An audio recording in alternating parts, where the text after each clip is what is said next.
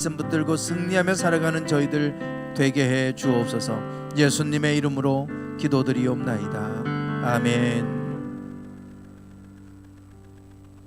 성경 말씀 창세기 18장 32절입니다.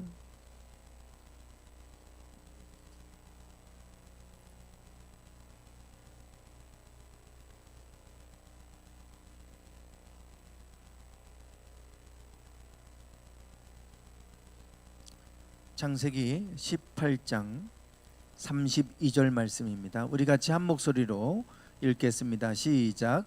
아브라함이 또 이르되 주는 노하지 마옵소서. 내가 이번만 더 아뢰리이다. 거기서 신명을 찾으시면 어찌하려 하시나이까. 이르시되 내가 신명으로 말미암아 멸하지 아니하리라. 아멘. 이번 주부터 신년 새해부터 바이블 타임, 묵상집 바이블 타임을 통해서 우리가 말씀을 묵상을 하고 있습니다. 말씀 묵상집을 아직 못 받으신 분들도 계시고, 그런데 제가 그 말씀 묵상한 것을 우리 전교인 카톡방에 올리고 있습니다. 올리는 묵상 말씀 앞에 서두에서 오늘 묵상할 본문이 창세기 몇 장부터 몇 장까지인지를 제가 날마다 그것을 알려드리고 있습니다. 들으시고 아직 책이 없으시더라도 그 말씀을 읽고, 그리고 제가 그 전날 묵상했던 것을 그 다음날 아침에 그렇게 올리고 있습니다. 그래서 여러분들이 한번 읽어보시고 또 묵상하시고, 그 묵상한 내용들을 제가 또 정리하고 또 묵상한 내용들을 같이 나누고 있으니까 여러분들도 같이 묵상하시고 들으시면 훨씬 더 은혜가 될 것입니다. 여러분 시간을 내서라도 여러분 묵상을 같이 묵상에 참여해 주시면 감사하겠습니다. 늘 아는 말씀이고 또 설교를 여러 차례 했던 말씀이지만 묵상을 하면서 또 새로운 것들을 깨닫게 됩니다. 다 아는 말씀인 것 같지만 또 읽다 보면 또 새로운 은혜를 하나님이 주시는 것을 보게 됩니다. 어제 묵상한 내용 중에 소돔과 고모라 성의 멸망을 앞두고 하나님께서 천사들을 그 땅에 보내셔서 아브라함이 그 천사들을 대접하는 그 이야기가 소개가 되고 있습니다. 그 내용에 아브라함이 소돔과 고모라 성이 곧 멸망당할 것을 천사들을 통해 듣게 되고, 그 천사들이 소돔과 고모라로 향해서 갔을 때 아브라함은 그 성을 위해서 중보하며 기도하는 내용이 나오게 됩니다. 그 땅의 죄악이 하늘에까지 닿을 정도로 그 정도로 아주 심각해서 하나님이 천사들을 보내셔서 그 땅의 죄악이 정말로 그러한지 천사들을 보내시게 되죠. 그런데 우리가 이 말씀을 좀 더 묵상을 해보면 굳이 천사들을 보고 확인하지 않아도 하나님께서 왜 모르셨겠습니까? 소돔과 고모라 성이 얼마나 악했는지, 결국 심판받아야 될 정도로 악했다고 하는 것은 이미 하나님이 알고 계신 내용입니다. 그럼에도 불구하고 천사들을 보내신 이유가 뭘까 생각해 보면 하나님께서 그 땅의 의인들을 건져내시려고, 구원해 내시려고 보내신 것이죠. 롯과 같은 경우 천사들이 이제 그 성에 들어가서 롯의 가족들을 빨리 이끌고 나가라고 그렇게 천사들이 재촉하는 모습을 보게 됩니다. 가자마자 롯의 집으로 들어가서 하나님이 이 성을 멸하실 것이니 너희는 빨리 나가라, 이렇게 재촉하시는 모습을 보게 되죠. 어쩌면 이 천사들은 그 땅의 죄악을 보기 위해서가 아니라 롯의 가족들을 구원하시려고 보내신 것임에 틀림이 없습니다. 롯이 가지를 않았을 때 너무나도 다급해서 천사들이 직접 손을 이끌고 나오는 모습을 보게 됩니다. 결국 아내와 두 딸 이렇게 4명만 간신히 빠져나와서 구원받게 되죠. 물론 그 안에는 뒤를 돌아보고 소금 기둥이 이제 돼서 셋만 남게 되지만 결국 천사들이 그 롯의 가족을 구원하기 위해서 그 땅에 보냄을 받았다라고 하는 것을 우리가 알 수가 있습니다. 그 성을 위해서 중보하며 기도할 때 아브라함이 하나님 앞에 간절히 기도했던 것은 그 성을 멸하실 때 의인도 함께 멸하시겠습니까? 라고 하는 것입니다. 그 성에 의로운 사람이 50명이 있다면 그 50명도 그 성이 멸망당할 때 함께 멸하시겠느냐라고 하는 것이었어요. 하나님께서 의인 50명이 있다면 결코 멸하지 않겠다라고 말씀을 하고 계시죠. 아브라함은 다시 기도합니다.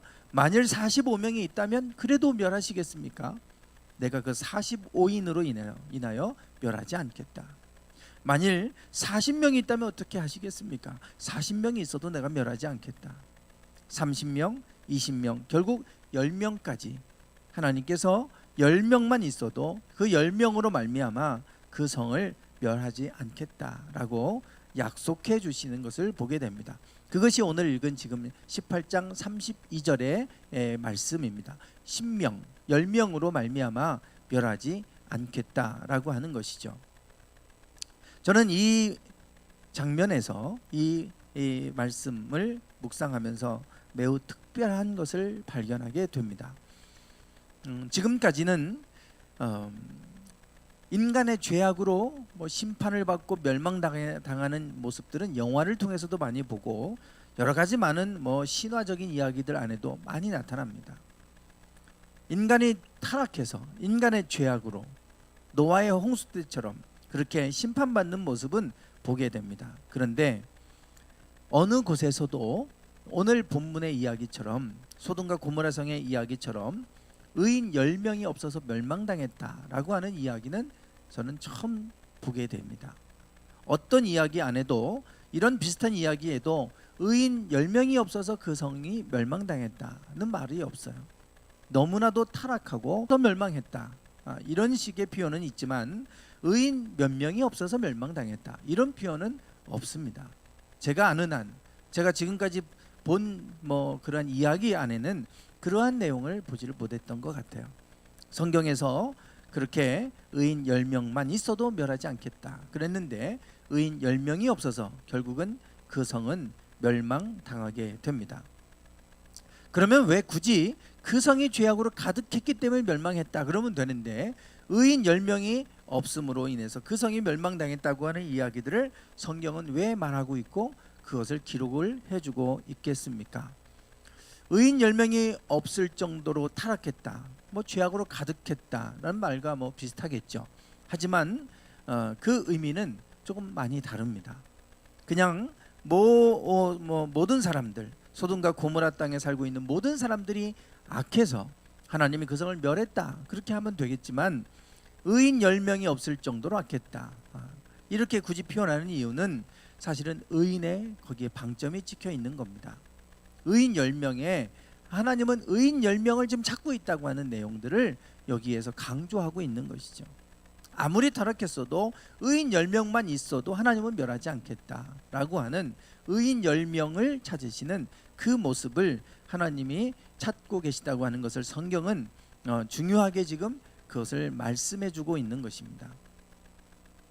어제 TV 채널을 돌리다가 골목식당을 보게 됐습니다.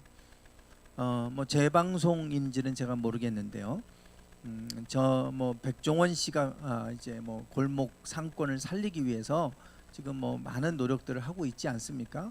그리고 나서 다녀갔던 곳이 지금 제대로 하고 있는지 이렇게 좀 점검하고 또 이렇게 기습적으로 그곳을 점검하는 이런 모습들도 이제 나오게 되는데, 어제 제가 봤던 부분은 뭐냐면 한 분식집인데 그곳에서 이 주인이 이 제작진에게 여러 가지 어려움을 토로하는 그러한 이제 부분들이 방영이 됐습니다.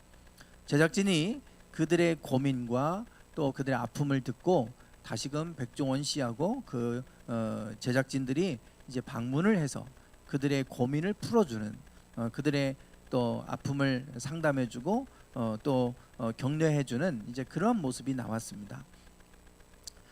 아무래도 TV를 통해서 많이 알려지다 보니까 많은 사람들이 찾아오게 되겠죠. 그 중에는 뭐 또 소위 말해서 우리가 진상이라고 부르는 그러한 사람들도 이제 많이 있게 됩니다. 그런 사람들 때문에 이제 힘들어하는 내용들을 이야기를 합니다. 한 끼에 6,000원, 참 저렴하게 이렇게 착한 가격으로 그렇게 장사를 하고 계신데, 한 가족들이 와서 뭐 4명, 3명 이렇게 와가지고 다 식사를 주문해서 먹고 나서는 다 나가고 한 사람 남아서 자기 혼자 다 먹었다고 한 명값만 계산하고 나가는 이런 사람도 있다고 그러고, 또 어떤 사람은 분명히 빈손으로 들어왔는데 자기가 명품 가방을 여기서 잃어버렸다고 그것을 물어내라고 보상하라고 이렇게 또 우기는 사람도 있다는 것이죠. 그래서 CCTV를 통해서 그 가게 안에 들어올 때 빈손으로 들어온 것을 보여줘도 끝까지 우기는 이런 사람도 있다. 그래서 참 힘들다고 하는 얘기를 합니다. 어떤 사람은 다짜고짜 이렇게 심한 모욕감을 느낄 정도로 욕을 내뱉는 이런 사람도 있었다고 하면서 장사하면서 그동안 경험하지 못했던 유명세를 타다 보니까 그것을 이용해서 SNS에 올리겠다. 그래서 협박도 하고 또 여러 가지 힘들게 하는 사람들에 관한 그러한 이야기들을 이제 하게 됩니다. 너무 속상해서 그런 이야기를 했겠죠. 그 말을 듣던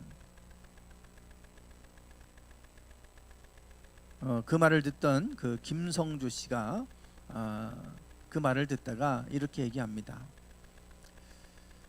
그런 사람은 그래도 소수가 아니냐.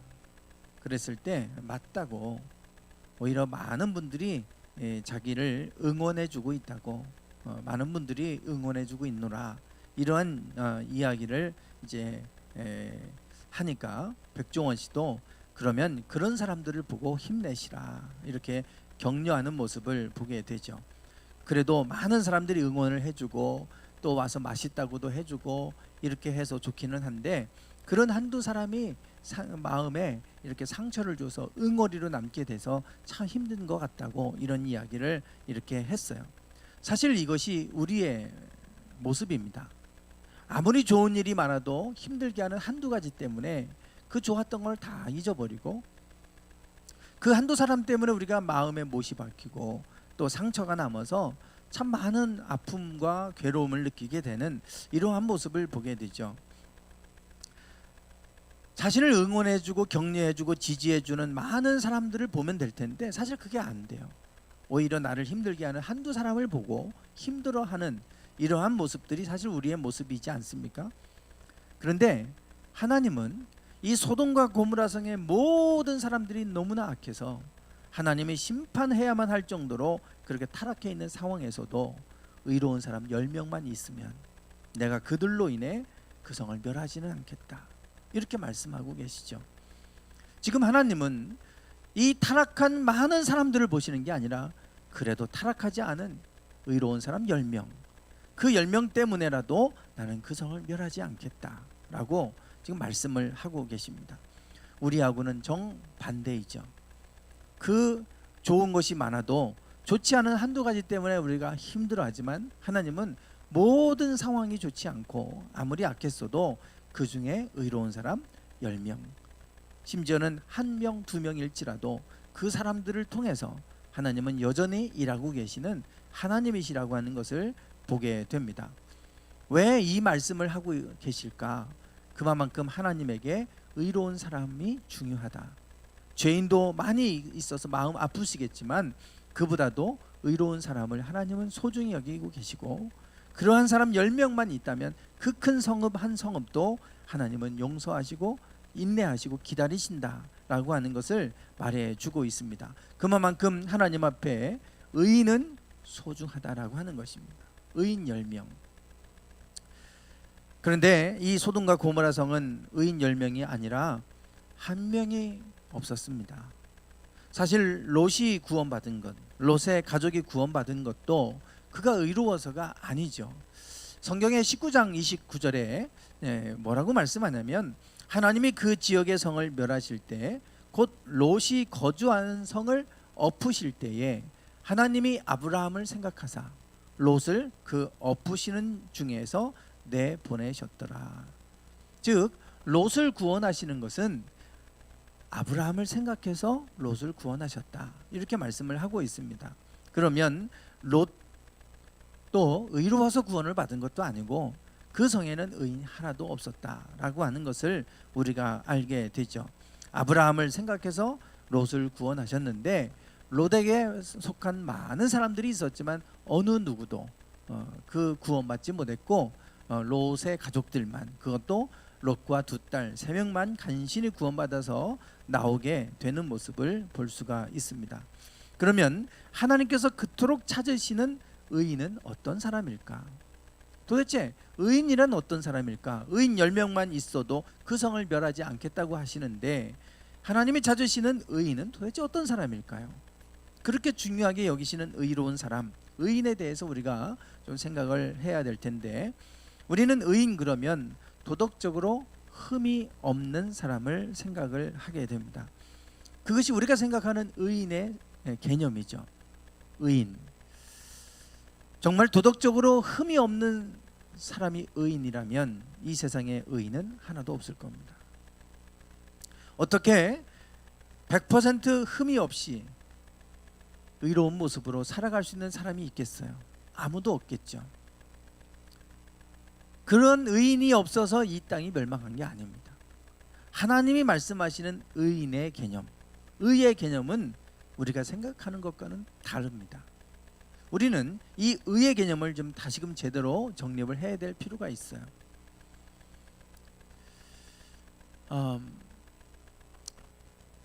지금 저기에 두 권의 책이 이렇게 여러분 화면에 두 권의 책이 보이고 있습니다. 한 권은 정의란 무엇인가, 마이클 샌델 하버드대 교수가 한 10년 전에 출판된 책입니다. 워낙 유명한 강의고 하버드 대학에서 유명한 강의를 책으로 낸 겁니다.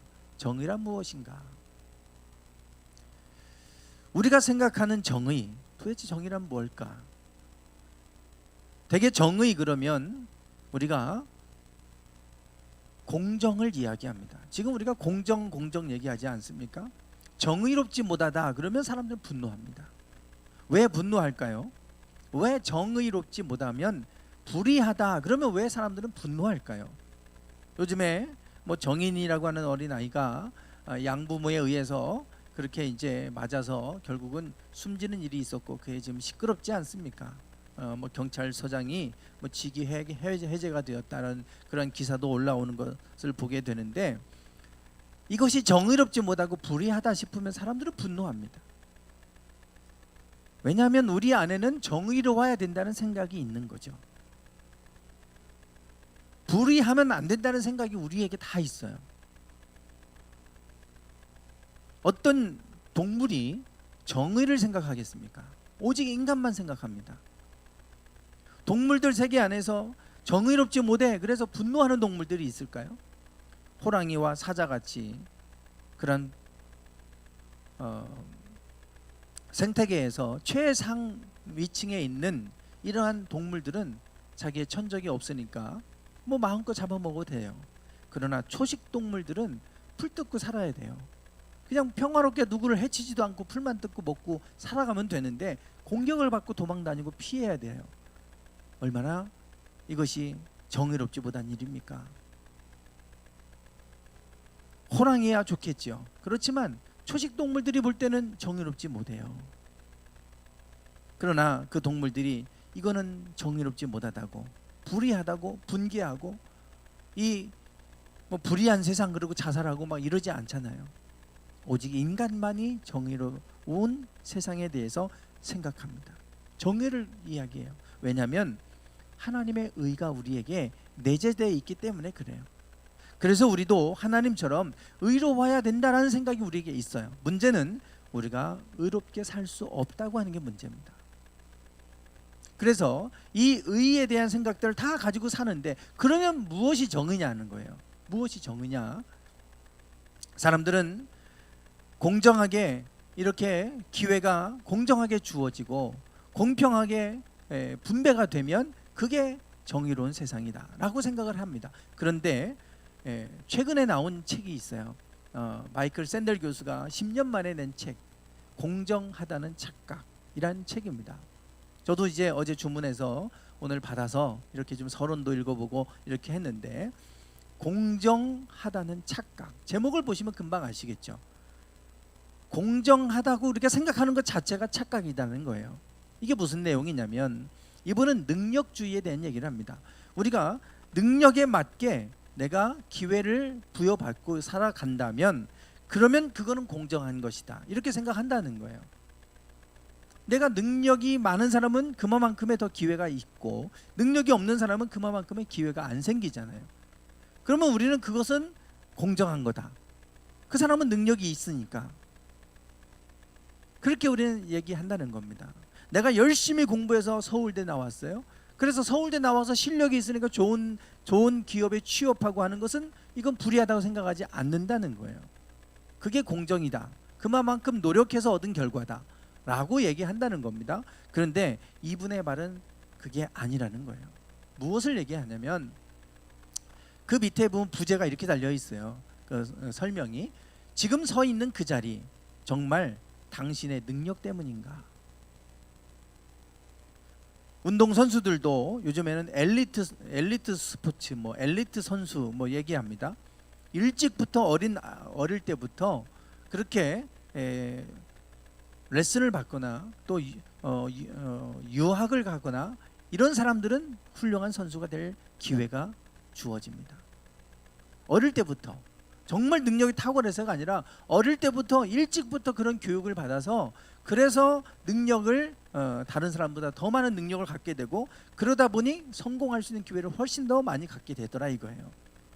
그래서 그 능력을 얻게 되어지는 과정까지에는 또 불공정이 있다는 겁니다. 그 사람이 능력을 가지고 내가 능력이 이만큼 있으니까 이만큼 대우받는 건 당연하다 생각할지 모르는데, 내가 그 능력을 얻기까지, 그 자리에 가기까지는 정말 자기 능력으로 간 건가? 아니라는 거예요. 그 뒤에는 부모의 또 힘이 있었고, 재력의 힘이 있었고, 여러 가지 많은 불공정한 것들이 있었다는 거예요. 그래서 우리가 생각하는 공정은 결국은 그것도 착각이다.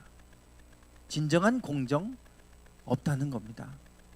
절대 공정할 수도 없고, 우리가 공정이라고 생각하지만 그것도 착각이더라, 이런 이야기를 지금 하고 있어요.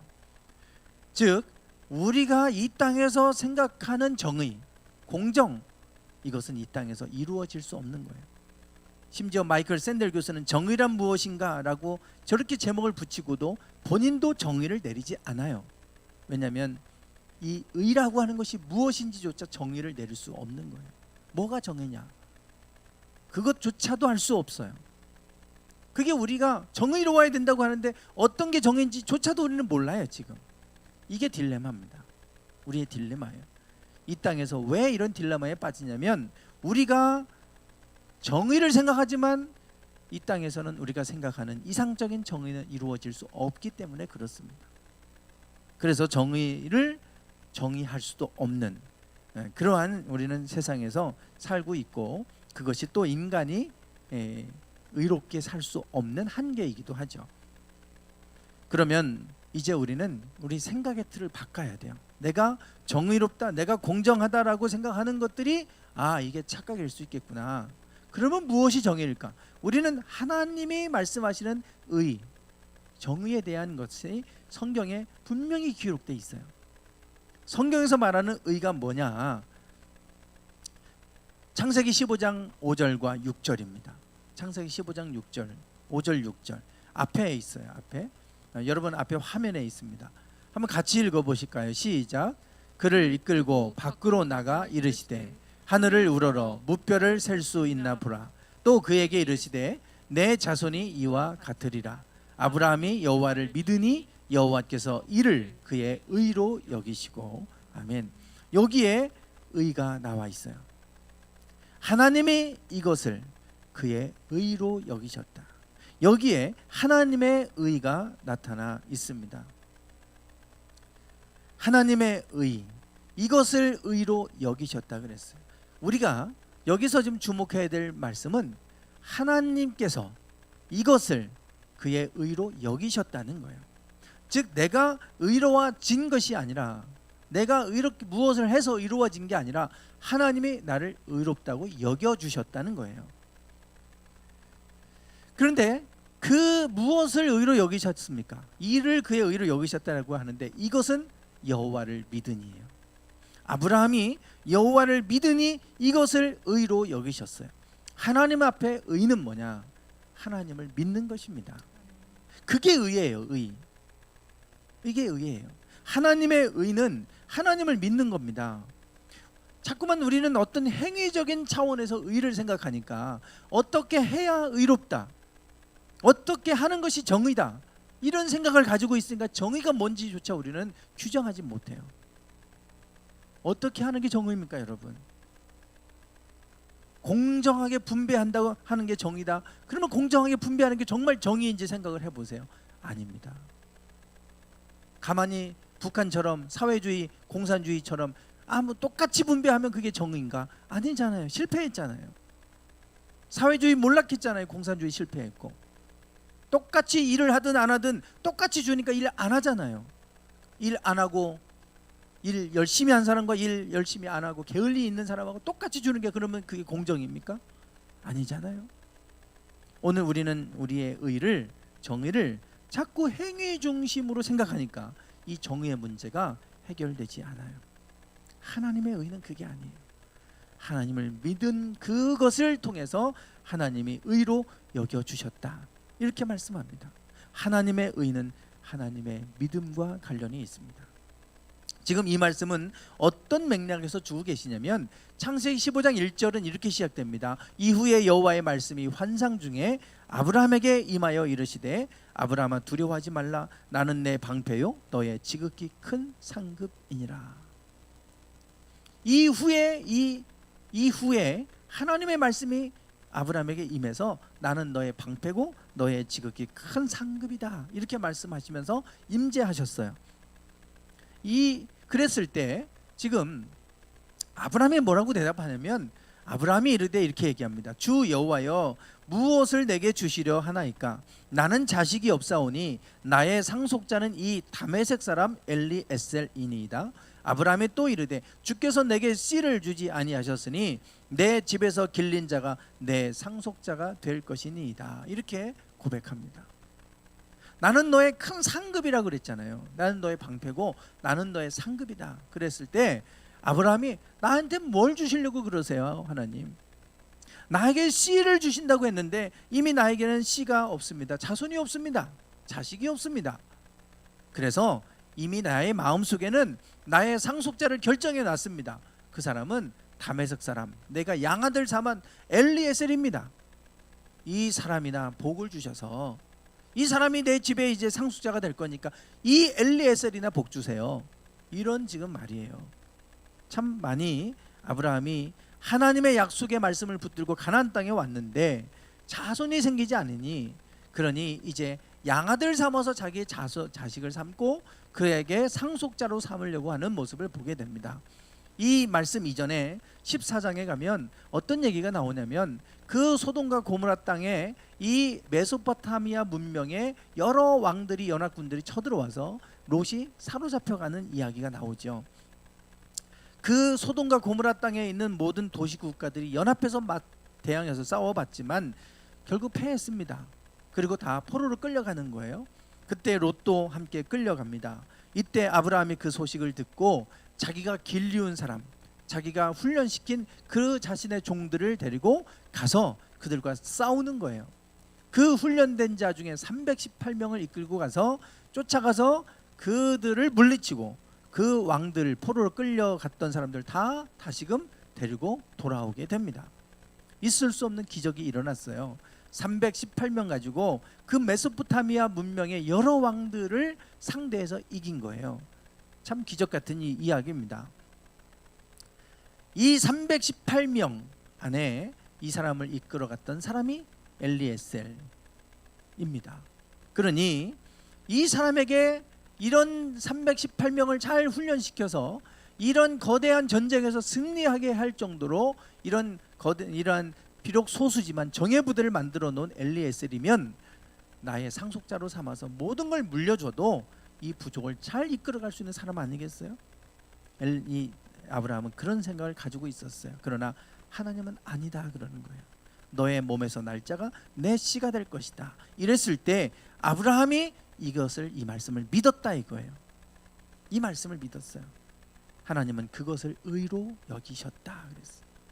믿을 수 없는 말씀을 하시는데 지금 이미 믿음을 버리고 자기의 방법으로 양아들을 삼았는데 하나님이 아니다. No. 하나님의 방법은 그게 아니다. 그러면서 너의 몸에서 날짜가 내 씨가 될 거라고 그러는데 그것을 믿어지지 않았지만 믿었다는 거예요. 아브라함이. 그랬을 때 하나님은 그것을 의로 여기셨다. 이것이 하나님의 의입니다. 오늘 우리가 하나님을 믿고 하나님을 신뢰하고 살아가는 것을 하나님은 의로운 사람으로 여기시는 거예요. 그게 하나님 앞에서 의인이에요. 로마서 3장 28절에도 지금 이 아브라함을 가지고 믿음으로 의한 구원에 관해서 말씀하고 있어요. 3장 28절 한번 같이 읽어보실까요? 3장 28절 시작.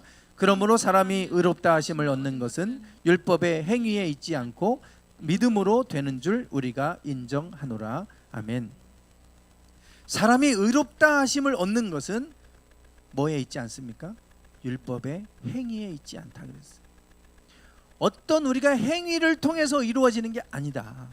우리의 생각의 틀을 자꾸 우리의 행위 중심으로 자꾸 생각하는데 그게 아니다. 그러면 무엇으로 우리가 의롭게 됩니까? 믿음으로.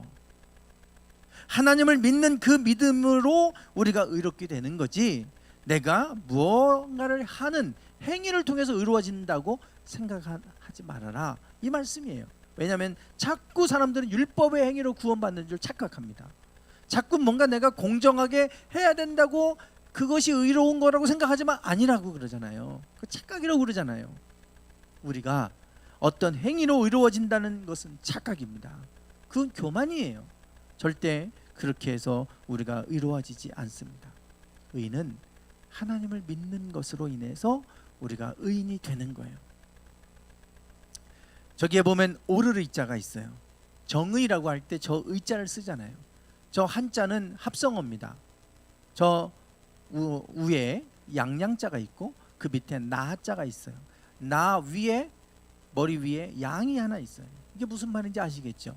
나를 대신해서 양이 죽잖아요. 나의 죄를 대신해서. 그래서 내가 죄를 용서받았기 때문에 의로워지는 게 저게 오르르이자예요. 정의에서 말하는 의예요. 우리의 의는 내가 정말 착하게 살아서 의로워지는 게 아니고요. 나는 죄가 있지만 그 죄를 대신해서 양이 죽어지고 피를 흘려서 제물로 바쳐짐으로 인해서 내 죄가 없어졌기 때문에 의로워지는 거예요. 이게 한자에 그대로 녹아 있습니다. 오르이 정의는 하나님이 나의 죄를 용서해 주심으로, 그래서 우리를 예수님을 통해 우리 죄를 사해 주심으로 우리가 의로워지는 것이고, 그것을 믿는 자를 의롭다 칭하시는 거예요. 중요한 것은 오늘 하나님을 어떤 상황에서도 끝까지 신뢰하고 믿는 겁니다. 저는 이 바이블 타임에 창세기 12장부터 아브라함의 이야기가 쭉 나와요. 쭉 나오는데 그 아브라함의 이야기를 읽으면서 아브라함의 삶 속에 참 많은 기적들이 있었어요.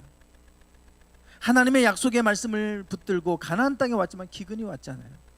그래서 빈손으로 어쩔 수 없이 애굽 땅에 갔는데 거기서 돌아올 때는 부자가 돼서 돌아옵니다. 참 기적 같은 일입니다. 그리고 아까 말씀드린 것처럼 318명 데리고 가서 그 거대한 연합군들과 맞서서 싸워서 이겨요. 그리고 모든 포로를 끌고 올 정도로 완승하고 돌아옵니다. 기적 같은 일 아닙니까? 그리고 가장 놀라운 기적은 100세에 하나님의 약속대로 이삭을 낳지 않습니까? 아브라함이 도대체 무엇이길래 이와 같은 놀라운 기적들이 그의 삶 속에서 이렇게 일어나는 것일까? 그 이유는 하나예요.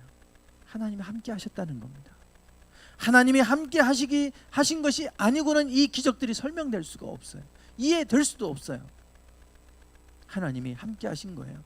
그 이유는 단 하나. 왜 하나님은 아브라함을 택하셔서 그 아브라함 많고 많은 사람 중에 아브라함을 택하셔서 하나님은 복의 사람으로 세우셨는가 아브라함을. 그 이유는 단 하나입니다. 아브라함이 많이 하나님을 믿고 있었기 때문에 그래요. 아브라함이 하나님을 믿었기 때문에 하나님은 그것을 의로 여기셨고, 그래서 아브라함의 하나님이 되어주셨기 때문에 이와 같은 놀라운 인생을 살 수 있었던 것이죠. 오늘 우리에게 가장 중요한 것은 하나님을 믿는 믿음입니다. 그것이 우리를 의롭게 하고 그 의로운 사람을 통해서 하나님 일하고 계시는 거예요. 어떤 행위로가 아니라 하나님을 믿는 그 믿음이 우리를 의롭게 하고 그것이 하나님을 영원롭게 하는 것입니다. 오늘 우리가 어떤 상황 속에서도 끝까지 하나님을 신뢰할 수 있는 믿음의 사람이 되기를 원합니다. 그러한 믿음의 사람이, 하나님은 그러한 믿음의 사람을 지금도 찾고 계세요. 소돔과 고모라 성이 얼마나 죄악으로 가득 찼는지 멸망시킬 수밖에 없는, 심판할 수밖에 없는 상황이 되었을 때도 하나님은 의인 10명을 찾고 계셨어요.